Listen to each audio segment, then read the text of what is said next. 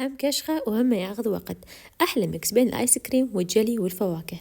خلينا نقول بسم الله ونبدي نسويها سوية. بالبداية عندي كوب مي حار فاير نار وأضيف عليه ظرف جلي.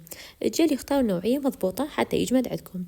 أذوبه تماما، بعدها أضيف عليه علبة قشطة، علبة شانت صغيرة مو كبيرة.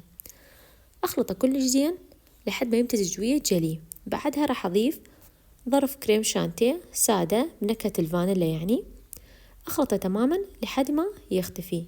طبعا اللي يحب يسوي كميات هواية يقدر يضاعف الكمية. بعد ما خلطته بهذا الشكل عندي أكواب راح أخليه بقالب الكب كيك تكون مائلة بهذا الشكل، وإذا ما تسووها مائل اعتيادي. ضفت الخليط بيها راح أخليه بالثلاجة تقريبا نص ساعة أو ربع ساعة.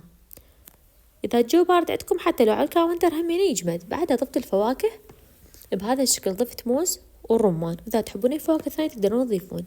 همينه جبت قلاص مي ضفت عليه جلي أذوبه بهذا الشكل، جلي فراولة، وهنا ضفت جلي برتقال ذوبته بهذا الشكل. كل ظرف جلي لازم نضيف له كوب مي حار. بعد ما طلعته من الثلاجة صار بهذا الشكل، وبعد ما ضفت عليه الفواكه راح أضيف الجلي بهذا الشكل بالتدريج شوية شوية، والقلاص أحركه على كيفي مو قبل تحركونها حتى ياخذ الشكل المضبوط المائل. بعد ما ضفته الجلي على كل الأكواب أو القلاصات راح أخليه بالثلاجة تقريبا 10 دقائق لأن هو يجمد بسرعة. بالعافية على يسويها. أريد تعليق حلو مثلكم، لايك ومتابعة وباي باي. انتظروني بوصفات جاية.